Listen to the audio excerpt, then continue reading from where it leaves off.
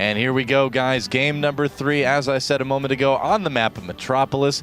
And in the upper right part of it, actually, it's kind of more like the 3 o'clock position on this map. We've got our blue Zerg player from the team Slayers winning the last game and tying things up in this best of 9. It is CoCa. And down at the bottom, at the 6 o'clock position, we have our Terran player in the red from the team Prime. It is MarineKing. Mr. Unpredictable, and you never know what sort of strategy MarineKing is going to go with. Ended up going for a gas-first reactor at Hellions in game number 2, but if we remember back to game number 1, ended up playing a huge biomech style that revolved around 3 very, very quick command centers, which is something he's been fond of quite a bit lately. Yeah, I mean, MarineKing is really one of the best players out there, and always has been for the majority of his career at playing a variety of different styles at a very, very high level. It's something that's really tough to do. I mean, you see a lot of players in StarCraft 2, even at the highest levels of the GSL, kind of pick a certain style of play and really stick with it. But there's a few notable exceptions. I mean, MVP, MarineKing would be another example of that. Tage, I think, too, you could fit in there as well. Have a wide variety of different openings, different builds they can do, and it's really impressive that they can play all those very distinctly different ways of playing a matchup at such a high level. So MarineKing, definitely one of my favorite players to watch right now in StarCraft 2. And, definitely deserving of being our Fight Club champion. You know, if he wins this, wouldn't be surprising at all. CoCa checking for some proxies there with that drone do. before he comes back and drops down a hatchery, which we'll hear in just a second. MarineKing actually going to go for command center first as well, so falling back on that game 1 strategy that we saw out of him. Now, the question is, as we kind of posed at the beginning of this, is CoCa going to favor at any game during the series that 3-hatch no pool, or 3-hatch before pool, I guess I should say. You'll never go for a no pool build, and it is indeed going to be just a quick expand a 15 pool into a 15 hatch into 17 pool. Yeah, you know, I really feel like we're probably not going to see that this series, actually. The reason being that after you lose a game, I've noticed that Zerg players are a lot less willing to try to take risks like that. I think if CoCa gets a lead of maybe a game or 2, he may decide to give it a try because it is a risk. Even if your opponent goes command center first, it still is a risk to go for 3 hatcheries before spawning pool. Obviously, that means you're not going to have Zerglings out for a very long time. And so it's really something that Zerg players only tend to do in either game 1 of a series or if they're ahead. So we'll see. I don't think we're going to see it in this series. I've just got a feeling, I guess. But if CoCa does get ahead a game or 2, maybe then. This is absurdly well timed. I mean, MarineKing finishing up that barracks just when he had enough money to put down double orbital commands. So, I mean, MarineKing just really, really clean with this, and it looks like he's going to double gas afterwards and be able to produce enough Marines off of 2 barracks to stay safe through the early part of this game. Very cool stuff. His opponent, on the other hand, once again making those 8-lings to put on pressure. That is actually really interesting to point out because that's a lot more Zerglings than a lot of Zerg players these days would want to make. I mean, players that are more macro-oriented, your Rets and your Idras, your Slayers Mins, Nesty, for example, only make like 2 Zerglings a lot of times. So to make 8, that's going to be, 3 drones at a time in the game when you really need every drone too. So not doing damage with this is really bad, actually. So CoCa kind of taking a big risk by going for so many lings early in the game, and see if it pays off. I don't feel like it has so far. Oh, it looks like he is just going to kind of sneak on by there. Finally, he is able to take out a couple of those Marines, but look at this. MarineKing actually reacting so well, and maybe that was the reason for the double barracks at the beginning, because most times you'll just see the 1 barracks, then they'll end up double gassing after the first command center, go up to factory, and then put down another command center right afterwards. But MarineKing just staying incredibly safe and not taking any damage. And as you mentioned before, even though he hasn't killed any drones, he's essentially just set his opponent back 3 drones because he had to expend those lings for basically no gain. Yeah, exactly. And plus the money that was spent on it and all that. And you notice too, right after that, MarineKing, even though he only had 2 Marines, put down add-ons on his barracks right away. He's like, all right, you just sent 8 lings at me, didn't do anything. You're not going to make any more Zerglings, certainly. So I don't even need to worry about defenses for the next minute or 2. So he knows the position that he's in. This is going to actually allow him to get his upgrades and his add-ons started a little bit quicker here. So MarineKing not in a bad spot at all. Now, despite all the negative things we said about what CoCa does, he's not all that far behind. I mean, 3 drones is not ideal to be, without in this early stage of the game, but it's not game-breaking. So we'll have to see what CoCa does. He's actually going for 4 very quick gas, extremely quick gas. So that's interesting. Sacking this Overlord just kind of see what's going on, but I've got a feeling we're going to see some mutaplay out of CoCa. This is exactly what he did in game number 1 on Entomb Valley, too. So going for that, yeah, I mean, he ended up going for that hatch first into pool afterwards, and then third hatch after 4 queens, but before any gas, and then just quad gas all at the same time. So kind of a crazy way to go about it, but you see it reaps benefits in terms of creep spread. He was able to hold a very powerful attack from MarineKing at the middle of the game. Obviously, it was his follow-up that really didn't end up working all that well. But this is still very cool to watch, and I want to see if he's going to be able to pull it off a little bit better this go-round. Well, yeah, you can go for the double Evo, which we see here, and then add the Roach Horn on as well, but it's going to be a Baneling nest this time around, too. Yeah. I feel like the map lends itself a little bit better to Mutalisks, just because of the large air distance that you have, the maneuverability that you'll get. So we'll see. This does seem to really indicate that style that we saw last game, the very heavy Baneling style, going with a lower amount of Mutalisks. I used to call this the Losirus style back in the day because he was a Zerg player that was making the most Banelings at the time. I believe there was a game at the GSL I casted where he made like 98 Banelings at once, and it was just insane. So it's a fun style to watch. I'm glad it's coming back. From an entertainment standpoint, it's awesome. Oh, yeah. I mean, I remember some of those games, especially when Lucia was going for early Baneling busts against Protoss and stuff like that. I remember we were talking to your friend who actually came down to MLG Columbus, and we were sitting there, PvZ. It was Lucia versus MC, I believe. And we were sitting there, and he was just like, yep. Nate was like, yep, I'm sorry. It's just going to be a big Baneling bust. I've seen this a billion times. And sure enough, Lucia just Baneling busted him every time. Sometimes it worked, sometimes it didn't. Good old Nate, my buddy back in Minnesota. Used to be my practice partner. Nice. He doesn't play enough StarCraft 2 anymore. Nate, if you're out there, you need to start playing again, man. We're calling him out. I like it. That's right. I'm calling him out on the stream. If he had a Twitter that he used, I would tell people to tweet at him and start playing more SC2 again. He's gotten lazy. Ah, shame on him. That's right. Let's see, how many queens are actually out right now? It's 5. Let's see here. 5, 6, 7, I guess? Yeah, 7 queens on the field at the moment. So pretty impressive stuff, and we'll see how quickly he's able to... I mean, this is really ridiculous, though, how quick that creep spread has gone through. He's really driving it all the way to his opponent as well. MarineKing trying to move out now with combat shields on the way, but very interesting stuff.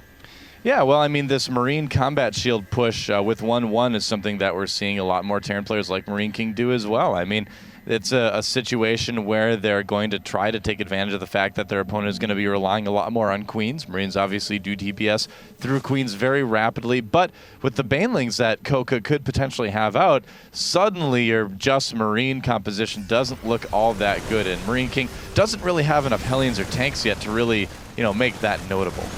And looks like he will be able to clean up a fair number of those creep tumors. Gets all but one of the active creep tumors, continuing to scan and just push on through. So CoCa going to be set back a bit in that regard. We do have a Zergling counterattack over to the left-hand side. There are actually no forces in position. MarineKing going to have to bring something back to react to that.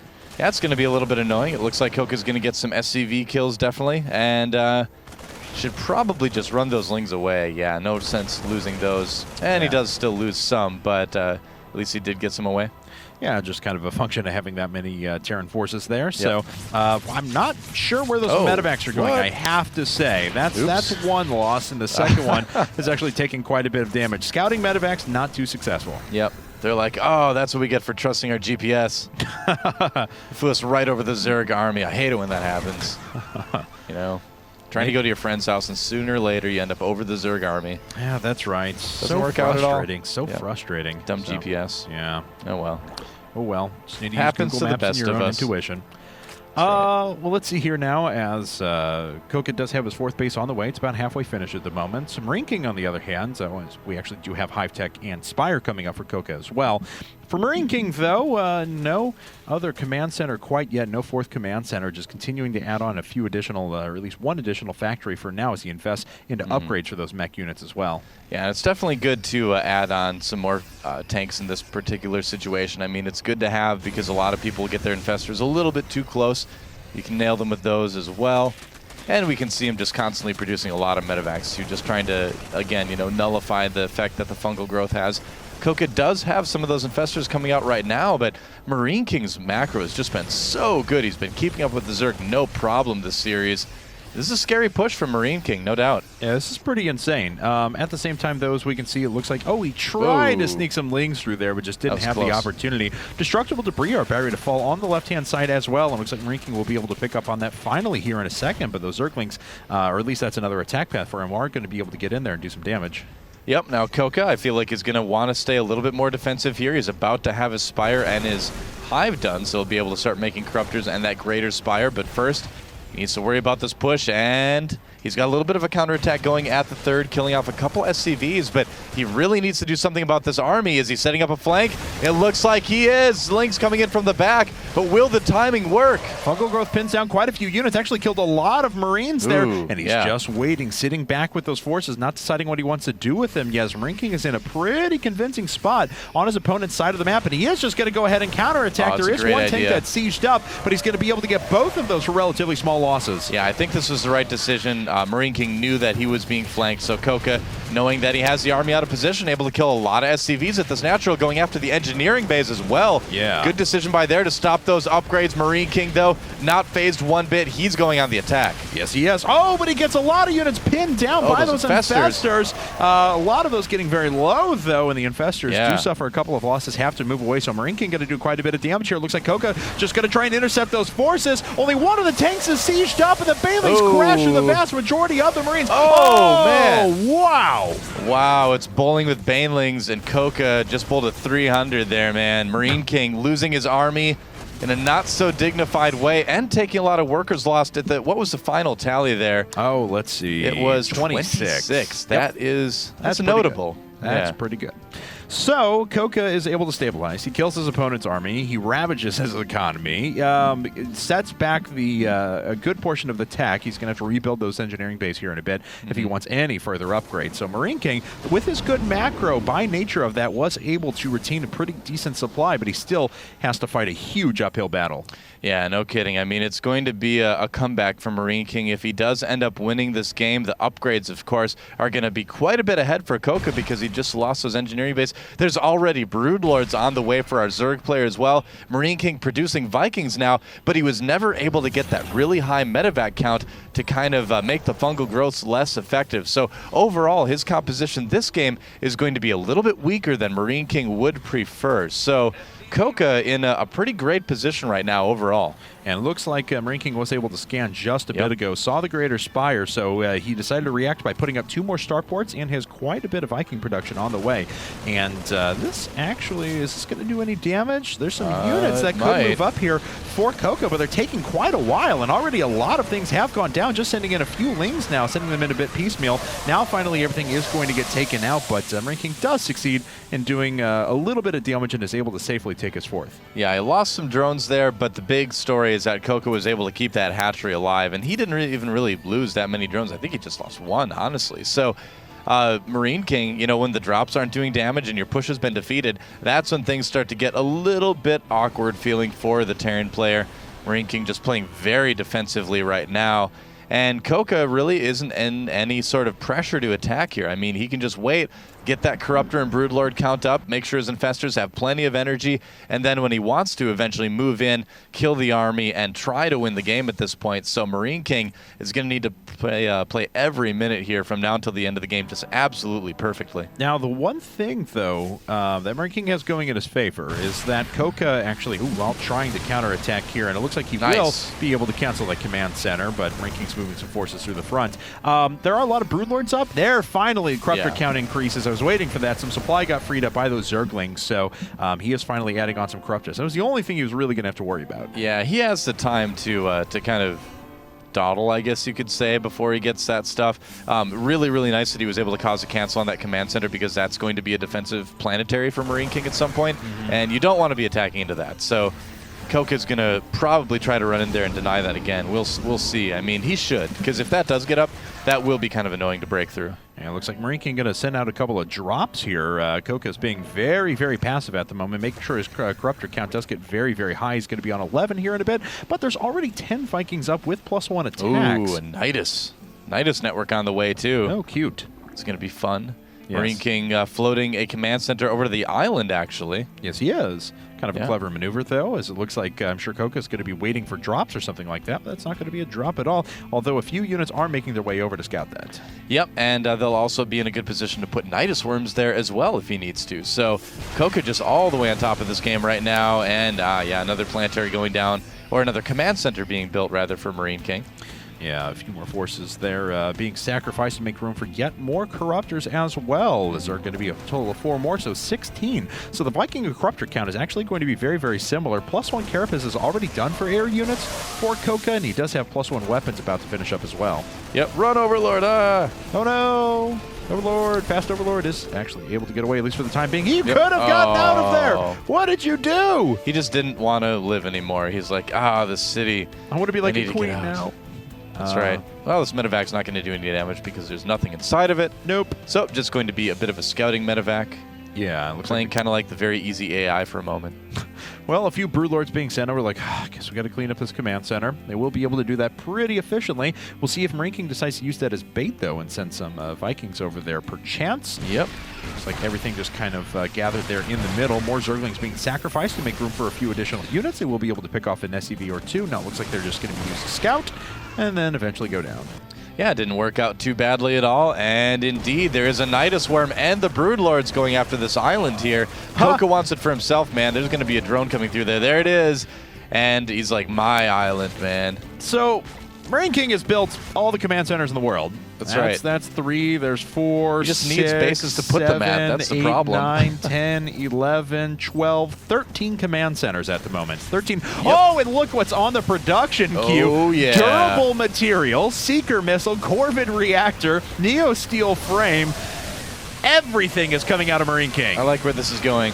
Oh, I'm man, okay with this. This game is setting up for a pretty cool finish. Sounds pretty awesome. And look at this. CoCa's air units are going to be so durable. +3 air carapace on the way right now. He's also getting +2 weapons as well. They're going to be durable, but are they going to have durable materials? I think they are made not. of durable materials, man. They Yes, have evolved their materials to be more durable.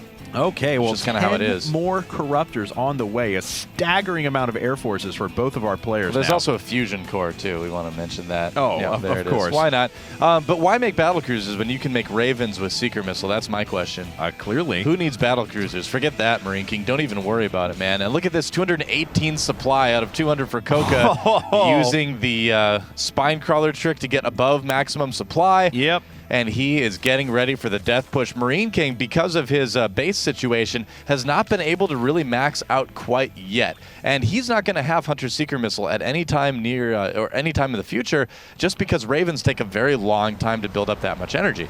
And we do indeed have that Yamato cannon on the way now. Oh, but here come the Corruptors. He's trying to be able to get them back, but I don't think, like you said, he has enough energy. That's a lot of Vikings, man. Yeah, it is a lot of Vikings, actually. That's a lot of Corruptors, too, though. Yeah, it looks like he does have enough Corruptors. I was worried, but that was silly of me. That is a huge amount of Corruptors. Looks like one of the defensive planetaries is finally going to go down, but CoCa continuing to push forward here. How many Corruptors are still on the field? What? 28 of them, as a matter of fact. MarineKing is making 10 Vikings at once. He is going 100% air tearing here, but is it too little too late? He has dealt with those Corruptors pretty efficiently. And there's down to just 21 now. A few more Broodlords are on the way, but he doesn't have anything to be able to pick away at the Broodlords. There, finally, the Corruptors are forced to come up. How many Ravens are still on the field? 6 of them. I don't know if where their energy's at, but we should probably check in on that here in just a second. You know, I don't think that CoCa would be making so many Broodlords if he knew the amount of Vikings that are being produced at once for MarineKing, because this is dangerous. This is a little bit dangerous here. This is very dangerous. Secret Missile nice is actually fungal. Finished, but the Fungal is locking down many of those. Is he going to drop any of the Secret Missiles? Yeah, there they go. There goes. Oh! Big Corruptors amount hit. of damage. Yes. One more Seeker Missile could take out like 5 or 6 Corruptors here, but I don't know if MarineKing has enough anti-air to deal with these Corruptors. No, neither do I. Let's see Doesn't here. look like it. Sitting on 11 Vikings. That's pretty much all of his attack forces at the moment. There are a couple of Infestors hanging around, but not much on the ground either for CoCa, I must admit. So these Vikings are just going to have to win the war, and they're pulling back to a couple of point defense drones, but it looks like all the energy has finally been gone through. Yeah, they certainly are, but I mean, the supply lead's still looking really good for Slayers CoCa, and look at this, a ton of Zerglings coming down the map right now. Wow. MarineKing does not have anything out to deal with this. No, he doesn't. Those Vikings just kind of have to look on with dismay. They will be able to eventually pick away at the rest of these ground forces. We do have a few Thors being constructed as well, but a lot of the production is being capped. It looks like 45 workers have gone down. That number continues to increase. Oh, the Vikings taking out all the Broodlords, though. MarineKing getting that air menace out of the air, I guess you could say. Although it looks like there will be Ultralisks on the way soon from Slayer's CoCa, yep, too. That's right. And unfortunately, there's just not a lot on the ground to be able to deal with any of this. Thor was not having a good day there. 100 supply lead right now for Slayer's CoCa. And, you know, he has a couple bases left, but just does not have the production to produce the units that he needs to take care of this. Oh, look out, Infestors. Oh, no. Bye-bye. All right. Well, landed Vikings against, well, everything. But unfortunately, Zerglings are going to be able to chew them up pretty well. So we can see these Vikings are going to go down here very, very quickly. Yeah, I've seen this happen in 4v4, and I know how it turns out. So Vikings having to lift again. Yeah. Well, MarineKing's down to just 66 supply. He's producing 8 Marines at a time. Another Nidus network somewhere. It's kind of bad when your opponent's making as many Ultras as you are Marines at that time. That's kind of rough. Adrenal Glands does finish as well, and CoCa just kind of playing janitor here because he is just cleaning up the rest of MarineKing's army. That's right. I mean, well, MarineKing looks like he's going to go down in this game as well, and CoCa, man, has been playing very, very convincingly. He's going to take a lead in this set. Yep. That's about it, man. So maybe we'll see that 3-hatch before pool. Who knows? Ultras from nowhere. Where did they come from? Oh, the Nidus. Oh, and the Manor hatches. That's right. Love them. That's right. If he could drop Zerg mules, he would instead. Just makes Manor hatcheries. Yeah. And let's actually take a look. What is on the field for MarineKing? It's 11 Not Marines, 1 Marauder, 4 Vikings, 3 Medevacs. Yeah, well, Slayer's CoCa just finishing off the rest of MarineKing's army right now, and MarineKing, he loves to stay in the games. He really loves to kind of do everything he possibly can, but I don't know. You could be like MarineKing times 10, and you wouldn't be able to come back and win this game, I think. Ultra's coming in again. Well, and yeah, the Banelings are going to say goodbye to the Marines. Actually, they're going to hit a Viking, which doesn't do anything. GG. GG. Slayer's CoCa takes a lead.